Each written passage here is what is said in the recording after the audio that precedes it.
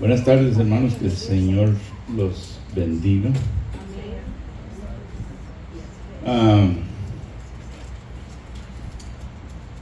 Ustedes hoy estamos en una serie que se llama El Regalo Prometido, y hoy nos toca el privilegio de ser testigos de la entrega del regalo prometido. Ustedes han ido a una fiesta de cumpleaños y de pronto todo el mundo empieza a gritar regalo, ¿verdad? Entonces todo el mundo va ahí donde el cumpleañero, él va a abrir los regalos para envidia de muchos de los que están ahí, ¿verdad? Y también para alegría de algunos que dieron un regalo y ven una reacción. Me acuerdo de mi sobrinillo chiquitillo, es un cumpleaños como de 3 años, ¿verdad? Entonces tiene como 800 tíos, y vieron una montaña de regalos y le regalaron una bolilla de esas, sí, de fútbol chiquitillo. Y cuando la desenvolvió, agarró la bola, le metió una patada y se fue. Llevó todos los regalos botados. La bola fue el regalo que él esperaba. Ok, pero hoy nos toca algo parecido. Vamos a ver cómo entregan el regalo prometido.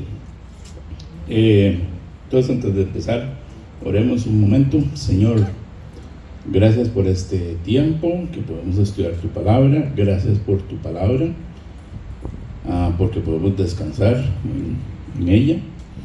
Te pedimos que bendigas este tiempo, que seas exaltado y que lo que aprendamos nos dirija y nos ayude en nuestra vida y en nuestro proceso de santificación a ser más como ti. En el nombre de Jesús, amén. Ok, necesito hacer una introducción que va a ser larga, lo siento. Ahí hay café y no sé si hay algo a comer, que van a ocupar. Ok, entonces, imaginémonos por un momento que usted es un judío del siglo I, allá de tiempos del libro de Hechos.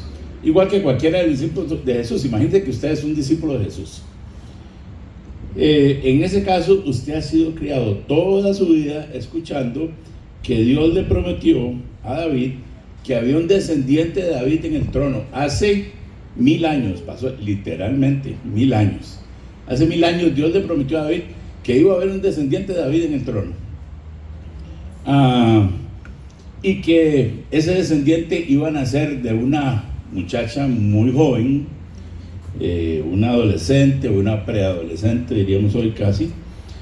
Y también usted ha escuchado desde niño, le han dicho y le han repetido un montón de veces que ese descendiente de David tenía ciertas características, ¿verdad? Bueno, eso es lo que nosotros hoy conocemos como el Mesías. Entonces usted está esperando que aparezca el Mesías. Usted creció buscando, viendo a las muchachas y diciendo: ¿será esta la mamá del Mesías? ¿Será esta la mamá del Mesías? ¿Será esta la mamá del Mesías?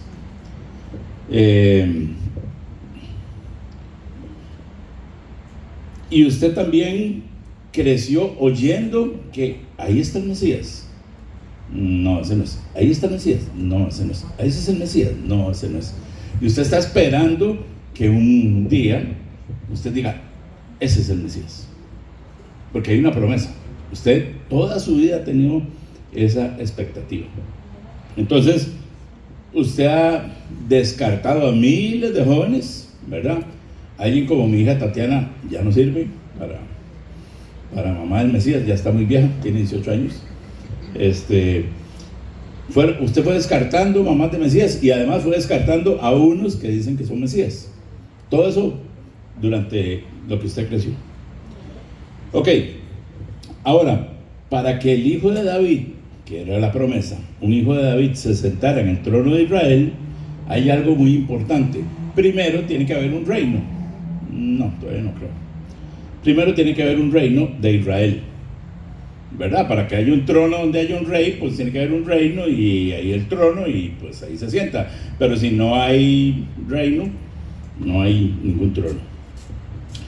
En el siglo I, donde estamos ahora, los judíos estaban bajo el gobierno, bajo la bota de los romanos. Todos sabemos eso. Entonces no había un reino donde se pudiera sentar el hijo de David. Entonces, una cosa muy importante que tendría que hacer el Mesías de primera entrada es que Israel sea otra vez una nación libre y que tengan una monarquía y que haya un rey, y ese pues va a ser hijo de David y va a ser el Mesías. Pero recuerden, no hay ni reino de Israel. Ok, ahora piense, usted es discípulo de Jesús, ha estado con Jesús durante su ministerio y usted ha pasado por una especie de sub y baja de emociones y de acontecimientos. Piénselo así. Primero, usted vio a Jesús hacer milagros. Vio a Jesús que dijo que él era el hijo de David. Vio a Jesús como Mesías. Entonces usted está súper emocionadísimo porque dijo, de todo lo que hemos esperado, encontramos al Mesías, dijo uno de los discípulos de Jesús, ¿verdad? Pero luego Jesús muere en la cruz y no hay reino. Entonces se va para abajo su emoción porque dice, de ahí el que yo pensaba que era Mesías, lo mataron en una cruz, era lo peor. Es como que su héroe lo mataron en la silla eléctrica, ¿verdad? No, eso tiene que ser una lacra, ¿verdad? Pero, entonces está desanimado, pero a los pocos días de que Jesús muere, lo encuentra resucitado. Y dice, ahí está, ahora sí, este es el Mesías, porque resucitó. Y esa es una señal difícil de encontrar en otro lado. Ok, entonces está otra vez arriba. Pero ahora viene otro bajonazo.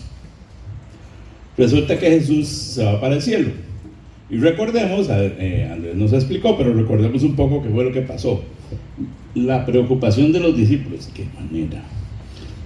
En el capítulo 1, versículo 6, dice, ellos le preguntan a Jesús, y fíjense bien la pregunta, Señor, ¿restaurarás el reino a Israel en este tiempo? ¿Qué es lo que ellos están pensando? Sí, sos el Mesías, porque vimos los milagros, resucitaste. Entonces, una cosa que tiene que hacer el Mesías es restaurar el reino a Israel, o sea, que Israel vuelva a ser un reino. Pero usted de ahí va a coger eso de irse en esa nube, ¿y el reino qué?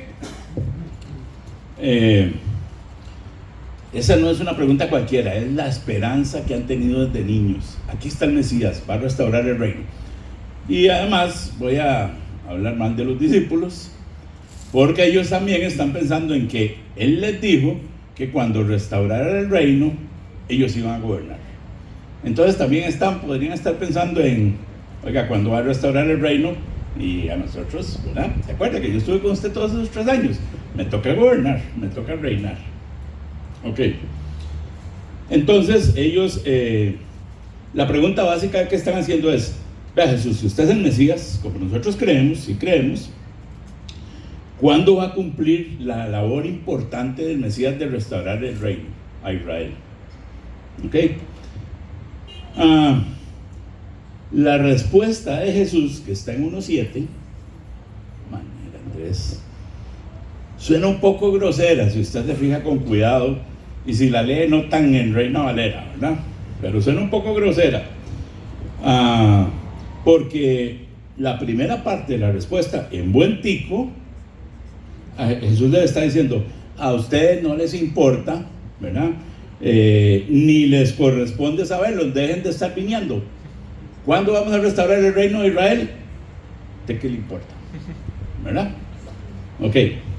Pero la segunda parte de la respuesta, que es el versículo 8, alinea todas las cosas. Este es el versículo tal vez más conocido de la Biblia después de Juan 3:16. Y ese versículo empieza con un pero. O sea, no sean tan vinos, dejen de estar preguntando eso, no les interesa eso. Pero a ustedes lo que sí les toca saber es que van a recibir poder cuando reciban el Espíritu Santo y van a ser testigos en Jerusalén, en Judea, en Samaria y hasta el último de la tierra. Entonces, este versículo es muy importante porque miren, el chiquito está esperando recibir el regalo, ¿verdad? Y viene el tío que siempre lo chinea y él dice, este es el que trae el carro más bonito, ¿verdad? Y cuando desenvuelve el regalo, no está el carro. Porque le dice, no, usted ya está muy grande. Me acuerdo una vez que mi papá me dijo, ¿y qué va a pedir para Navidad? Y yo le dije, yo vi en una tienda una ametralladora chivísima. Y me dijo, usted está muy viejo para eso, ya se está pidiendo juguetes. Y qué chantada. Bueno, más o menos lo que pasó aquí. Más o menos lo que pasa aquí. O ustedes han visto cuando al chiquito le dan el regalo, o a usted le dan el regalo, y no tiene ni idea qué es eso, ni para qué sirve. Y entonces usted tiene que gozar una sonrisa y decir, qué lindo, ¿para qué servirá esta carajada? Eso lo piensa, no lo dice, ¿verdad? Entonces es un poco lo que está pasando aquí. Jesús todavía no está entregando el regalo, pero Jesús les dice, vea, dejen de estar pensando en el reino, algún día van a reinar, todavía no. Ahora lo que necesitamos es que ustedes reciban poder para ser testigos. ¿Ok? En realidad Jesús les está avisando que les está cambiando el regalo que ellos están esperando. Sí van a tener ese regalo, pero va a ser después, no hoy. Muy bien, les dice, ustedes van a ser testigos en Jerusalén, en Judea, entre los queridísimos samaritanos y los más queridos gentiles, ¿verdad? Lo de Reyes va a ser para después. Y si se fijan con cuidado, el versículo 1:8 es un bosquejo del libro de Hechos, que no es nada más que es esta historia. Cuando reciben poder, cuando empiezan a ser testigos en Jerusalén, en Judea, en Samaria, y termina hasta el último de la tierra, en Roma. Pablo termina testificando en Roma. Ok, entonces, después de toda esta introducción, para entender qué es lo que está pasando, y que espero que nos pongan las sandalias de los discípulos, con sus esperanzas y con sus temores desde niños, y tratando de entender el cambio que está ocurriendo en sus cabezas. No es un tema, ahora el tema no es el reino de Israel, ahora el tema es el reino de los cielos. Y para ese reino de los cielos, como nos explicó Andrés, se ocupan dos cosas: que los discípulos obtengan poder y que sean testigos. ¿Ok? Jesús no les explicó, bueno, la Biblia no nos dice que lo explicó así, pero esto es lo que está pasando. Ok, nada más para decir una cosa antes de leer el texto. Estamos leyendo Hechos, que es un libro muy particular porque nos relata cosas que nunca volvieron a ocurrir. En Hechos aparece la iglesia, nace la iglesia no vuelve a nacer. La iglesia empieza a crecer prácticamente desde cero, ya no es así. Entonces, vamos a ver el relato de lo que pasó, no significa que va a volver a pasar.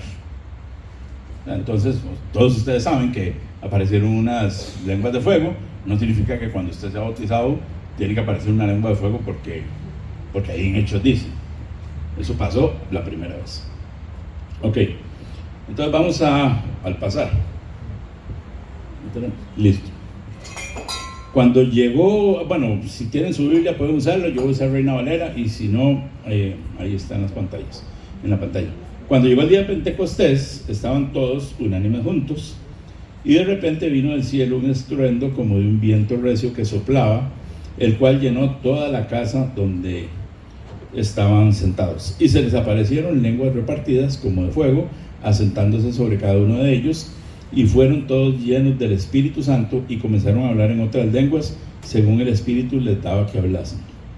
Moraban entonces en Jerusalén judíos, varones piadosos de todas las naciones del cielo, y hecho este estruendo se juntó la multitud y estaban confusos porque cada uno les oía hablar en su propia lengua, y estaban atónitos y maravillados, diciendo: mirad, ¿no son galileos todos estos que hablan? ¿Cómo pues les oímos nosotros hablar cada uno en nuestra lengua en la que hemos nacido? Partos, medos, elamitas, y los que habitamos en Mesopotamia, en Judea, en Capadocia, en el Ponto y en Asia, en Frigia y Panfilia, en Egipto y en las regiones de África, más allá de Cirene, y romanos aquí residentes, tanto judíos como prosélitos, cretenses y árabes, les oímos hablar en nuestras lenguas las maravillas de Dios.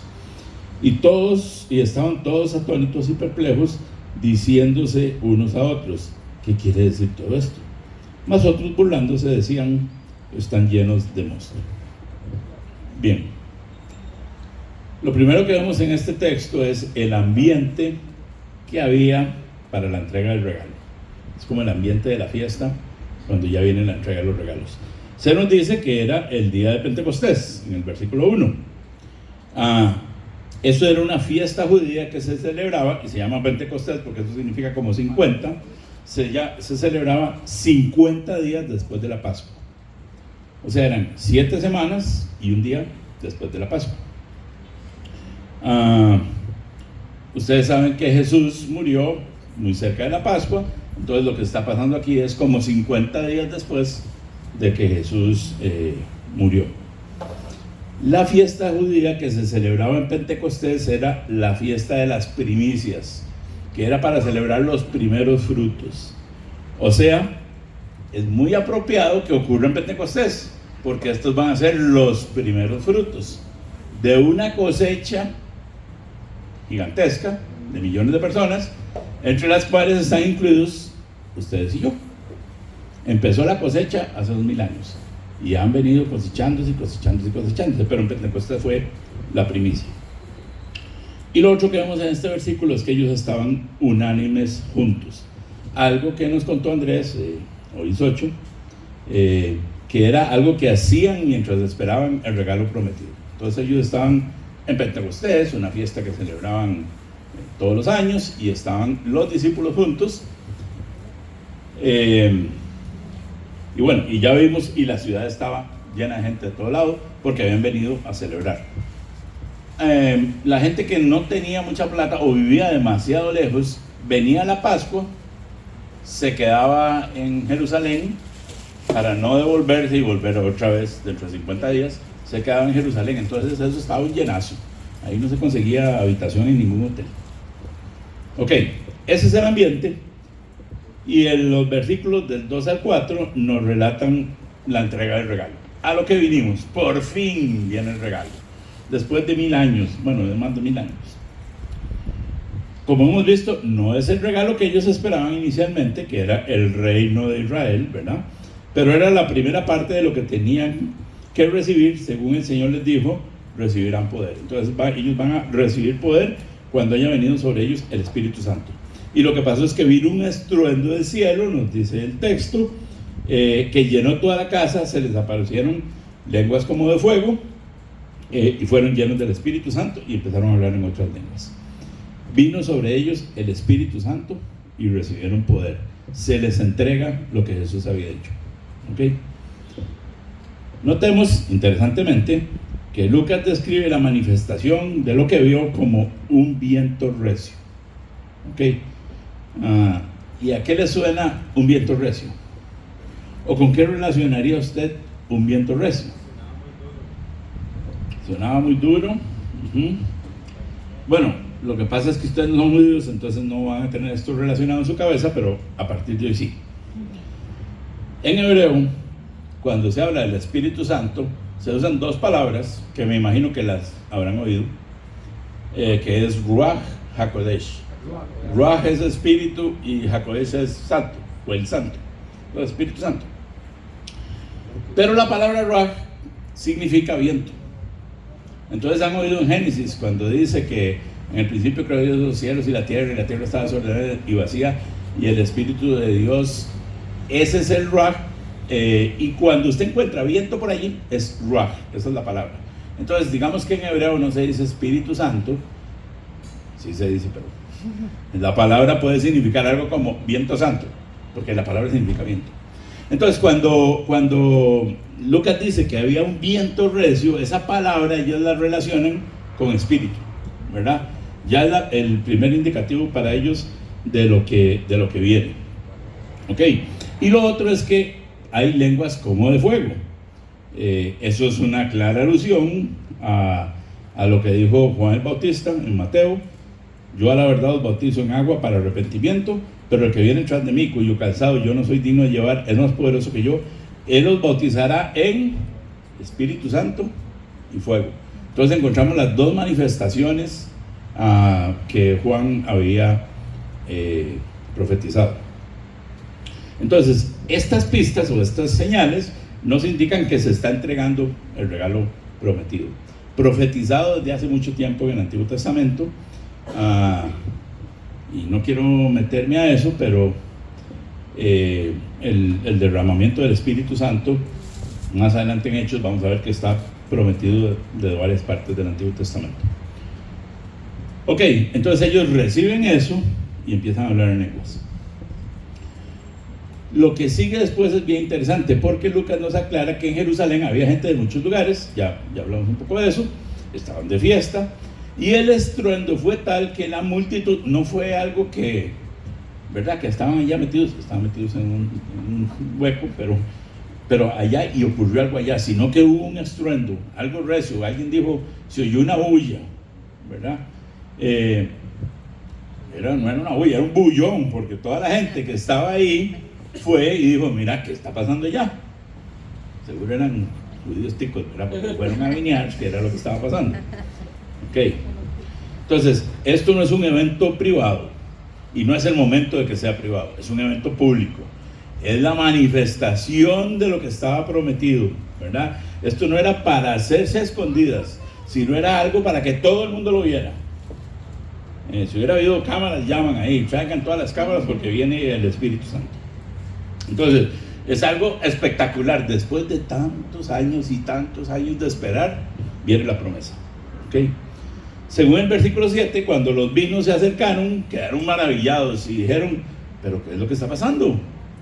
Ok, pues resulta que los galileos eran conocidos por su dialecto y por su acento, ¿verdad?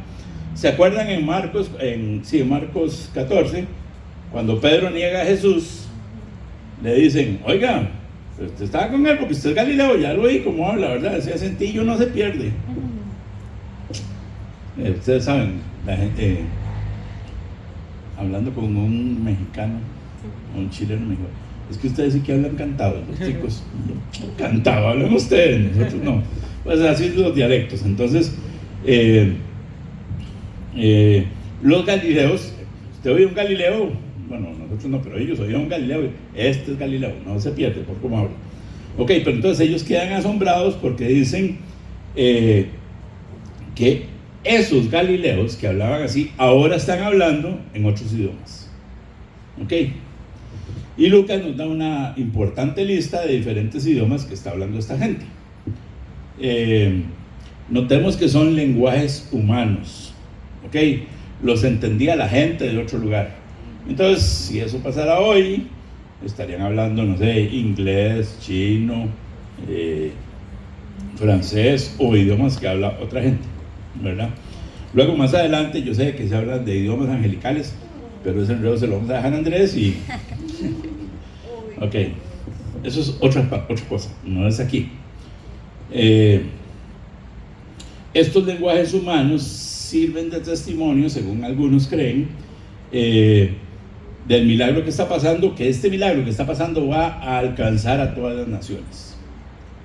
Como que lo que pasó en Babel, ya ahora es, ¿verdad? En Babel hubo una división por la confusión de lenguajes, y ahora el Espíritu Santo está como arreglando esa división, y el que unifica todo eso es el Espíritu Santo.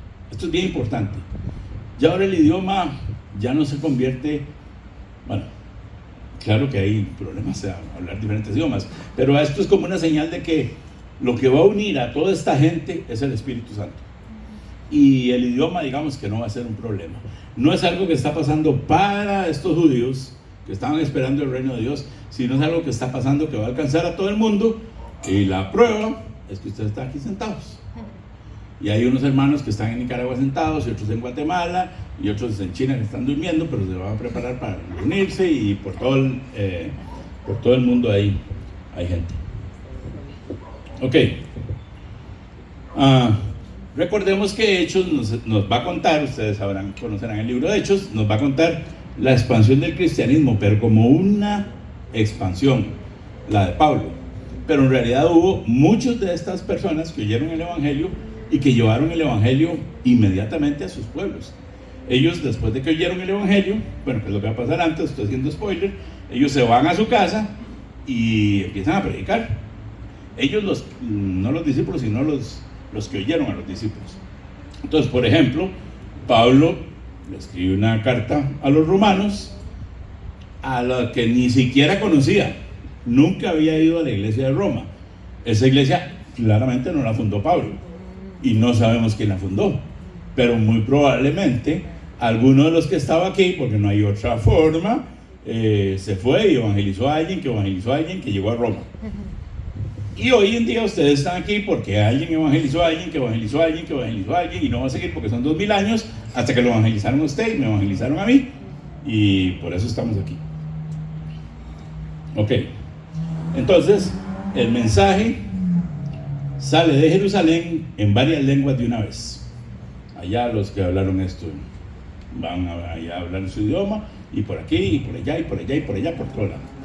Hechos no relata eso, y no hay un relato de eso en ningún lado, pero claramente es lo que pasa. Ok, y luego llegamos a los versículos 12 y 13, que nos muestran lo que pasó. La gente que está viendo esta situación, extraordinaria y se preguntan, ¿qué significa esto? Vea, vimos un ventolero, bueno, escuchamos un escándalo, y aparecen este poco de atarantados, no sé si vieron las lenguas, pero aparecen estos hablando en unas lenguas que nunca fueron ¿cómo se llama? A Duolingo, a nada de esas cosas, ¿verdad? Y están hablando los idiomas que nosotros entendemos. Entonces, si ustedes piensan que estos también son judíos, educados desde niños, esperando un Mesías, esta gente está tratando de relacionar lo que está viendo con toda su creencia. Ok, ¿cómo calza esto en el Mesías? ¿O cómo calza esto en las promesas del Antiguo Testamento? ¿Verdad? ¿Qué significa esto? Ok, pero ellos están más confundidos que los discípulos, porque ellos no hablaron con Jesús, que Jesús les había avisado, no saben interpretar lo que está pasando, y tampoco tienen el Espíritu Santo. Entonces ellos dicen, ¿qué es lo que pasa? Imagínese usted ahí viendo todo eso, ¿qué es lo que pasa? ¿Esto es algo que me importa a mí o no me va a importar? ¿Qué es lo que está sucediendo? Ok. Unos están asombrados porque entienden que están viendo un milagro. Si Checho aquí empieza a hablar en chino y todos nosotros entendemos chino, algo está pasando, ¿verdad? Entonces ellos dicen, no, pues claramente lo que está pasando es un milagro, pero otros que no quieren creer, en el versículo 13, lo justifican todo diciendo, están borrachos.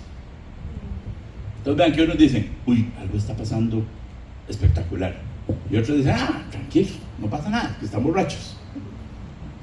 Vean, hermanos, eso pasa hoy cada rato. Quiero señalar dos cosas. La primera es que ante la misma evidencia, porque es el mismo estruendo, son las mismas lenguas, es lo mismo, ante la misma evidencia de los discípulos hablando en lenguas extranjeras, hay dos reacciones, ¿verdad?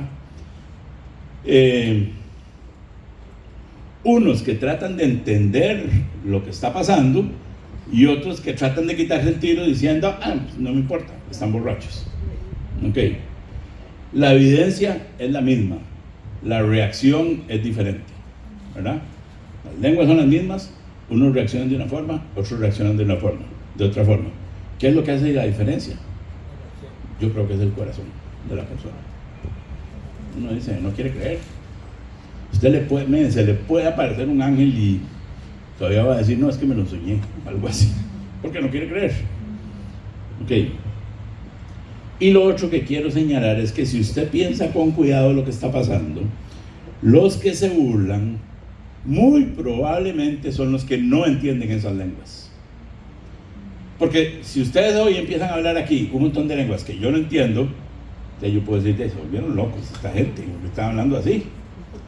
Pero si ustedes empiezan a hablar en una lengua, y aquí hay un chino, y ustedes empiezan a hablar en chino, ese chino va a decir, algo está pasando.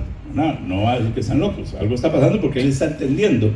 Entonces, por ejemplo, si usted era un elamita, que es uno de los que está ahí en la lista, y escucha a un discípulo hablando en el idioma, que no tengo ni la más remota idea de cuál idioma en el que hablaban los elamitas, pues usted se iba a asombrar y dice, ¿por qué? ¿Por qué Karina está hablando en ese idioma?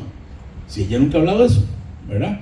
Y no iba a pensar, no, es que se emborrachó y entonces le da guaro elamita, Karina, porque cuando se emborracha se pone a hablar en elamita. Eso no puede pasar, no puede pasar. Puede hablar enredado, pero habla tico, no habla español, ¿verdad? Entonces, a los únicos que se les puede ocurrir que ellos están borrachos es a los que no entienden los idiomas, ¿verdad? Y hermanos, la ignorancia es atrevida. La ignorancia es atrevida. Hoy usted escucha y lee cada cosa que uno dice, deberían quitarle el teclado, prohibirse.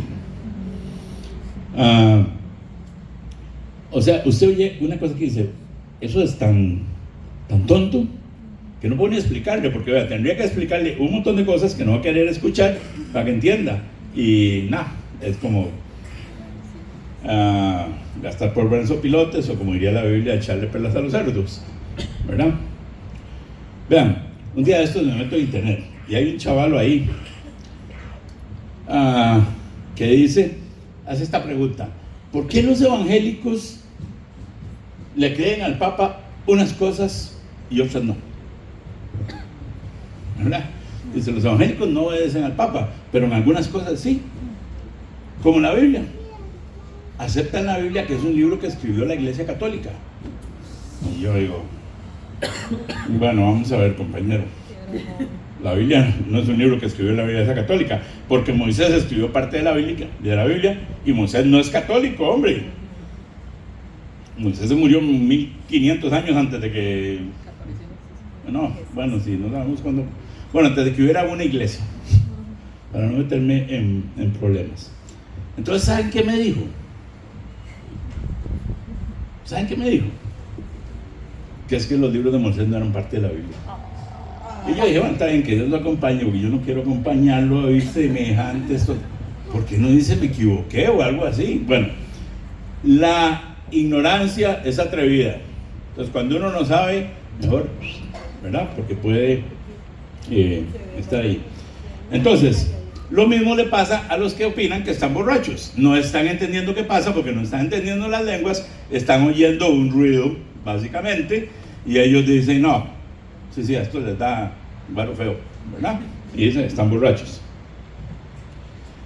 Por lo menos en el tema de los idiomas, eran los más ignorantes y se atreven sin ninguna vergüenza, hasta los apuntaron en la Biblia, imagínense qué vergüenza, a dar una opinión tan tonta como decir, están borrachos. Es una tontería, no tiene sentido desde ningún lado, a menos que usted no entienda lo que está pasando. Ok, entonces, cuidado con eso, con la ignorancia. Quiero decir una cosa más. A los discípulos les cambiaron el regalo, ¿verdad? Ellos esperaban el reino y les están dando el Espíritu Santo. Es un mejor cambio, tal vez no lo están entendiendo, pero es un mejor cambio. Pero me llama la atención esto, vean, Jesús les habló de este asunto durante su vida un montón de veces. Luego resucitado, también les explicaba las cosas. ¿Se acuerdan? Ellos van por el camino de Emaús y Jesús tiene que explicarles con las escrituras. Pero ahora que reciben el Espíritu Santo, ya no hay explicación. No voy a hacer spoiler, pero lo que pasa es que ahora Pedro se levanta y hace una prédica y empieza a ser testigo y no dice, oiga, ¿cómo es que funciona el regalo? No, ya tiene poder. Vean la diferencia de entender las cosas con el Espíritu Santo y sin el Espíritu Santo. Sin el Espíritu Santo usted puede decir que están borrachos. Con el Espíritu Santo va para adelante. Ellos no entienden cómo funciona el regalo nuevo, sin embargo, inmediatamente por el poder de ese regalo empiezan su misión, sin más explicaciones. Lo que pasa a continuación es que empiezan a dar testimonio. Okay. Algunas conclusiones para terminar. El pasaje que leímos hoy es la primera parte del capítulo 1, versículo 8. Recibiréis poder cuando haya venido sobre vosotros el Espíritu Santo. Esa parte, la promesa ya está cumplida por parte del Señor. Perdón. Ellos en el siglo I y nosotros hoy en día, cuando nos convertimos, creo yo, no voy a entrar en ese tema aquí, se lo dejamos a Andrés también, hemos sido bautizados en el Espíritu Santo. Nos fue entregado el regalo. Hermanos, cada uno de ustedes, el día que se convirtió, le entregaron el regalo. Usted, el Espíritu Santo, estoy pensando en Karina. Es lo que me va a preguntar cuando terminemos. A usted le entregaron el Espíritu Santo, ya tiene poder. No es el genio el que va a hacer sus deseos, pero es el que les va a dar poder. ¿Ok? Sin Espíritu Santo está frito, pero no se preocupe, le fue entregado. No espere una lengua de fuego, le fue entregado cuando se convirtió. Eso es lo número uno. Ellos tienen el regalo en este momento, usted lo tiene hoy en día. Ese regalo, segundo punto, no queda en la entrega y tome el regalo, vaya chiquito, vaya juegue con la bola como mi sobrino. Ese regalo tiene un propósito, es poder para ser testigos. No va a ser spoiler, pero otra vez ellos empiezan a ser testigos en Jerusalén. Y a nosotros nos tocó la parte de ser testigos, si usted vive en Jerusalén, básicamente hasta lo último de la tierra, Costa Rica, ¿verdad? Entonces la pregunta es, ¿lo estamos haciendo? Ya tenemos el poder para ser testigos. ¿Qué estamos haciendo con eso? Porque es para ser testigos, hermanos, no es para pedir carro, casa, piscina y toda esa cosa, es para ser testigos. El Señor nos puede dar las otras cosas, y no estoy diciendo que no las pida, pero usted recibió el Espíritu Santo para ser testigo, no para sus deleites. Entonces, la pregunta es, ¿estamos siendo testigos? Y quisiera terminar con un comercial a modo de conclusión. Hermanos, algunos grupos cristianos de hoy hacen yo creo, un sobreénfasis en la obra del Espíritu Santo. Entonces, no mueven ni un dedo, ¿verdad, Checho? No mueven ni un dedo sin que el Espíritu Santo supuestamente lo dirija. Esos grupos tienen unos grandes enredos y confusiones porque terminan con revelaciones atribuidas al Espíritu Santo que ni siquiera son bíblicas. Esto no es una crítica destructiva, es una crítica constructiva y es algo que pasa. ¿Ok? Entonces, usted ve que es que el Espíritu Santo me reveló y le revela una cosa extraña, ¿verdad? Que usted dice, no, yo creo que esos fueron los chicharrones de la noche de ayer, no el Espíritu Santo. Ok, entonces ahí se ha armado algo bien complicado, ¿verdad? Se ha armado algo bien complicado. Pero por otro lado, otros viendo eso, han hecho exactamente lo contrario. Entonces, para ellos, el Espíritu Santo es como una pieza de museo, que la tienen por ahí, ¿verdad? Lo recibieron cuando se convirtieron, normalmente creen eso, pero está ahí el Espíritu Santo, ¿verdad? Lo que más, está detrás de un vidrio con un martillo que dice, quiébrelo en caso de emergencia, ¿verdad? Para usarlo. Ok. En la práctica, lo que pasó fue que ellos reconocerán que se convirtieron por el Espíritu Santo. Es imposible otra forma, pero hasta ahí llegó. Tal vez me santifica y no tengo una conciencia del Espíritu Santo en mi vida. Ahora, ambos extremos son malos. Mi invitación es a reflexionar cómo vivo yo la obra del Espíritu Santo en mi vida. Es casi una fuerza, como dicen los testigos de Jehová, ahí inerte, que hay que como que chusearla para que funcione, o no sé, encenderla o algo así, porque como no es una persona, ¿verdad? Para ellos. Entonces, ¿tenemos al Espíritu Santo así? ¿O tenemos metido dentro de una vitrina para quebrar en caso de emergencia? ¿O es algo que lo confundo con mis sentimientos o con mis sentires, ¿verdad? Y creo que si se me ocurre una locura y en ese mismo momento yo siento bonito, es del Espíritu Santo. Tiene que ser. Si siento feo, no, pero si siento bonito, sí, aunque sea una locura. Estoy en alguno de esos dos extremos. Piense en la práctica, o sea, en su vida, cuál es su conciencia del Espíritu Santo y la obra que está haciendo y la obra que usted debe hacer como testigo en el poder del Espíritu Santo. ¿Usted es consciente de haber sido bautizado en el Espíritu Santo para tener poder, para ser testigo y ser santificado y guiado por Él? No estoy hablando en la teoría, usted me puede decir, sí, amén, eso dice la Biblia, pero en la práctica, ¿cómo es nuestra vida? Nos la jugamos solos, como el llanero solitario, y cuando el asunto se pone muy complicado, hey Señor, sáqueme este enredo, o bueno, o cada quien piensa en su propia vida. ¿Cuál es la conciencia que usted tiene de la obra del Espíritu Santo en su vida? El regalo nos fue entregado para ser testigos.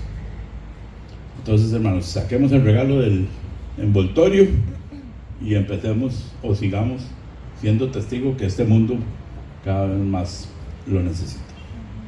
Amén. Señor, gracias por el regalo que entregaste, Señor.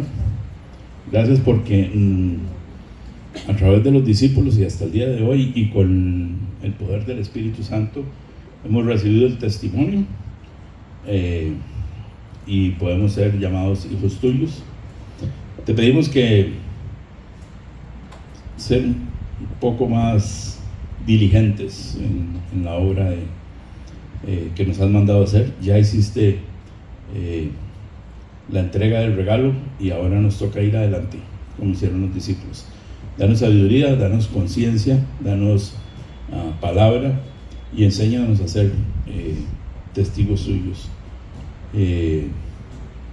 Concentrarnos en tu voluntad para nuestra vida y para la gente que nos rodea. Ayúdanos a aprovechar cada oportunidad. Danos sabiduría, danos palabra y enséñanos a ser testigos. Gracias por tu promesa. En el nombre de Jesús.